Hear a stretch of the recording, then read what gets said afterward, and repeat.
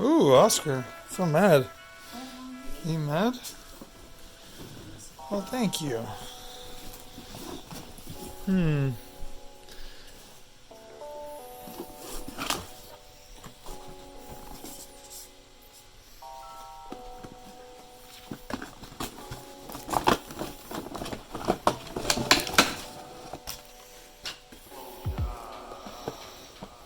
Ooh.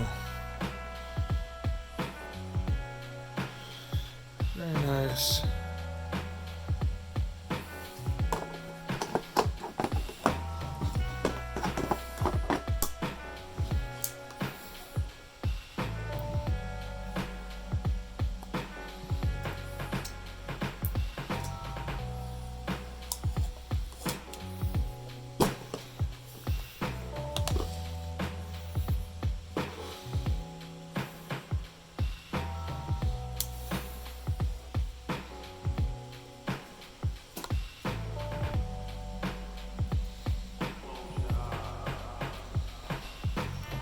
Good material, just like the last pair.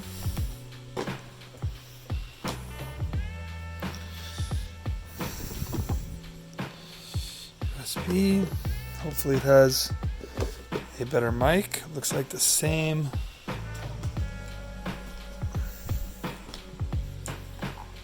Almost can't even tell the difference. Minus the red. I colored that silver, but minus the red. There's no wiring here. Mic wise,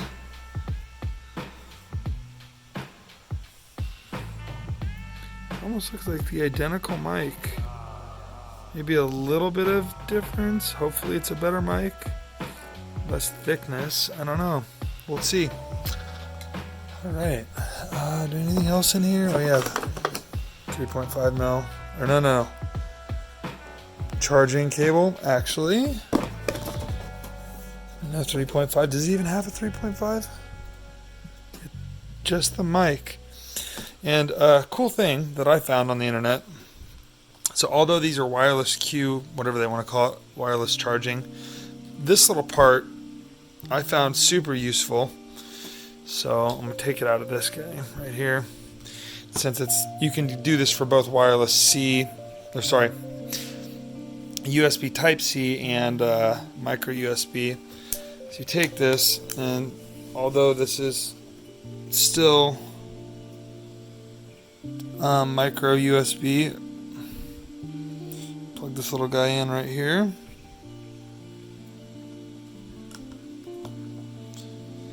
And when you are done playing, I got this right here, this little cable. It's magnetic, right? And all you do is just boop, snaps right on, starts charging. The cable's rated for I think 18 watts or 12 watts, I can't remember, so it charges them really quick, breaks it off. Pretty cool. Snaps right on, way more secure. So I'll get these plugged in and test it out. One of the things I wanted to cover first off was the specs. Now they're pretty much identical unless I'm missing something. So the only thing I could really tell what the difference was, the frequency response was increased by 2000 kilohertz, and I'm assuming, could be wrong, it's the same driver but maybe a different iteration of the same driver, so like maybe like a revision better, so it has a little bit better performance or something, you know, along those lines. And other than that,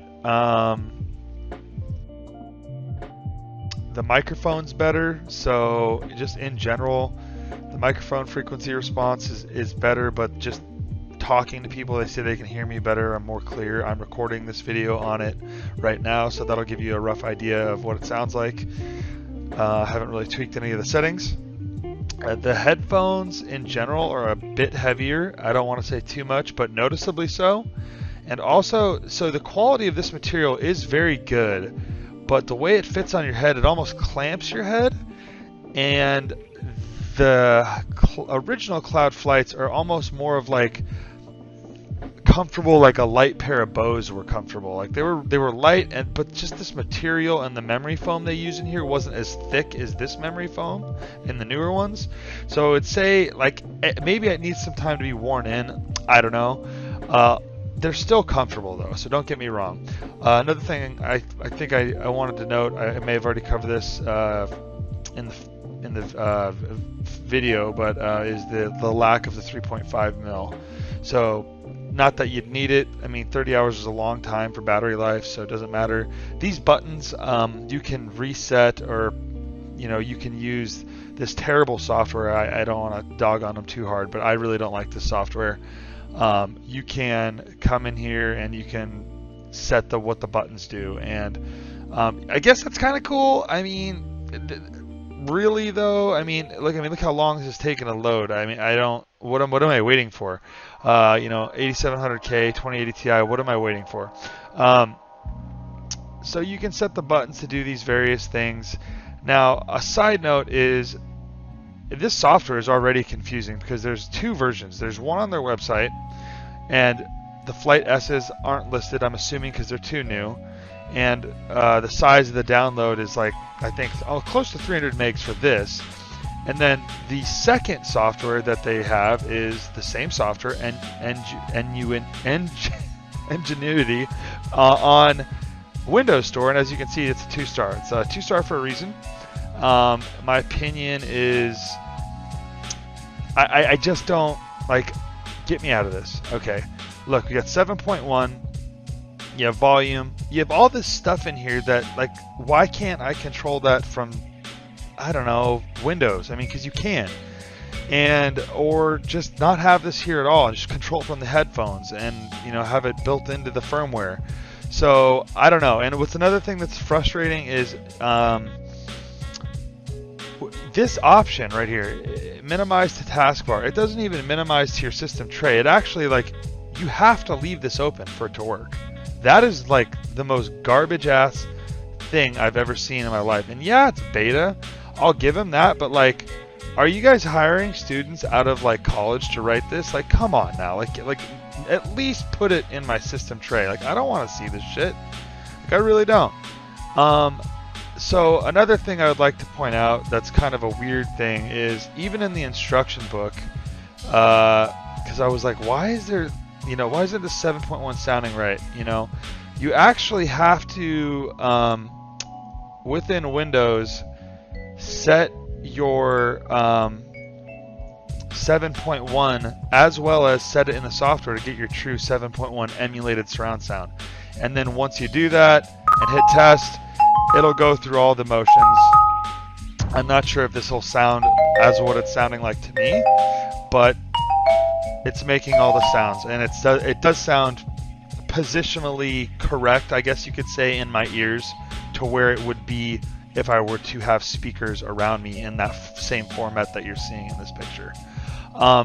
Now, beyond that, some of the other things that I don't see other people reviewing headphones cover is the bitrate. So wireless headphones in general usually hover around 16-bit. Actually, pretty much all of them. I haven't seen a pair of wireless headphones go over 16-bit, 48,000 hertz. For whatever reason, I don't know if it's limitations of the wireless technology. I don't know if it's limitations of, just, I don't know. They should fix it. If you, like, for instance, if I plugged my original flights via 3.5 mil, I could take full advantage of my sound card, which would be 24-bit, 192,000 hertz. Obviously, some games struggle with doing that, or it causes crackling or weird just issues with games. So usually people stick to 96,000 hertz, 24-bit. But at least on the original flights, I could adjust this. Now, for whatever reason, as soon as I plugged these in, updated the firmware immediately, even rebooted, I've tried various things, but I cannot change this option. So I don't know if it's like hard-coded. I don't even know if it's running at 16-bit, 48,000 hertz. So that's another thing that's kind of bothering me. Also, I'd like to mention the difference in the loudness equalizer. So prior, when I was using the loudness equalizer with the Flight the original flights, this would actually, in games like PUBG, Apex, would help boost the audio beyond what Windows could set. So if I had mine set to 40 and I put loudness equalizer on, you would actually hear a little bit louder. But on these, it does the opposite. It actually makes your footsteps and gun, well, no, it actually reduces your gun sounds, but leaves the footsteps loud. So I've been playing with that, and that's another thing that's, you know, it's hard. It's when you have different settings that you can play with that dramatically change positional audio, it's very aggravating. Especially considering the reason I bought these was for positional audio, and just because I love new toys, new hardware, but also to compare it to Dolby Atmos. So the funny thing about Dolby Atmos is Linus Tech Tips just did a video on Dolby Atmos, and it showed us that across the board he had blindfolded people and put various different headphones on their ears without them knowing which ones they were, different sound settings, and it showed that Dolby Atmos across the board in general gave a better positional audio being blindfolded than pretty much everything else across the board in general. I mean, now you can look at this graph, and I'll put the link in the description so you can look at this. So that's kind of interesting, and I've used Dolby Atmos, and it works really well in games that it supports, and it works mostly fairly well in games it doesn't support. Although I would say the games it does support, it does work better than the games it doesn't support. But that was my reasoning behind this purchase, because I wanted to see if this software is better than what Dolby Atmos can produce, because Dolby Atmos has been in sound much longer than Kingston has, aka HyperX. So in general, that's what I've been using for Call of Duty, because the footstep sounds in Call of Duty, for whatever reason, are often misleading or quiet or just not there at all. So I have tested these headphones with both Dolby Atmos and these settings that I've set here with Windows matching the software. To be honest with you, it really is a tough decision for me to say one is better than the other. On the one hand, I can tell you right off the bat, just by using I don't know why I'm having trouble saying their damn software name, but using their software versus Dolby Atmos, the main difference I could hear is clarity and crispness, just overall the crisp sound of everything. It sounds a lot cleaner and a lot louder. So one thing I want to note is with this exact setup you're seeing right here, 7.1 and 7.1 in the software, minus the loudness equalizer, everything's really loud. Footsteps are loud, positional audio is great, but the weapon sounds that when you shoot your gun are just astronomically loud. So when I put this on, it lowers your weapon sounds, but the footstep sounds seem to not get lowered. So that's what I've got from it so far. I'm going to do some more testing, and then of course when I use Dolby Atmos, it's pretty much the same performance as I got from the original Cloud Flight, where it's just in general good positional audio. It almost, from what I've seen so far, heard so far, it feels like it's picking up footsteps from a further distance than this software. I'm gonna have to do some more testing. It's really hard to say at this point because I've only had the headphones for 2 days, but it does sound like the software. It's such a tough call, you guys. I mean, I would need some other opinions and some. I'm gonna have to do some more testing and to listen to some other reviews to see what other people say, and if they dive into the positional audio and distance, because whether you hear somebody, a couple meters away or further away can be the difference between you turning and flicking that person or dying and getting shot in the back. So one thing I also wanted to note is on their website, although in the beginning of Dolby Atmos being launched with Call of Duty, I mean, they pretty much, they flat out told us they were putting it in there, and it is in there. It is, Call of Duty Modern Warfare does support Dolby Atmos, but for whatever reason on their website, it's not in the list of games that they support. So I don't know what the deal is with that, but it does make a huge difference. And then they also have, you know, well, some headphones work better than others, and they list you the phones. And then, you know, will Dolby Atmos improve the sound of my existing content? And they essentially say yes. And I can vouch for this. It does actually, in some cases, not every case, definitely not HyperX, help positional audio. It actually quiets HyperX quite a bit. But other than that, you know, so the whole thing is if you have a good pair of headphones and you just want to see if you can get better positional audio and you don't want to buy another pair of headphones, the whole thing is you can buy Dolby Atmos. I don't even know how much it costs. I think it's like 20 bucks. What is it? Shit, I don't even, I think it's like 20 bucks. I don't know. It's in here somewhere. Anyways, yeah, you can figure it out. Amazing ratings versus this Ingenuity software, which is like, I mean, it's just irritating, to be honest. I mean, the sound performance is good, but it just pisses me off. So this, boom, Dolby Atmos is on, then you're done. Whereas you have to have this open. I've seen this turn on and off by itself without me touching anything, so I don't know if that's a glitch, but the sound quality is good. So I'm kind of giving you guys mixed feelings here. Like, I don't know, you know, which one or the other. Overall, I'd say they're both good. I'm gonna have to do some more testing to give like a final answer.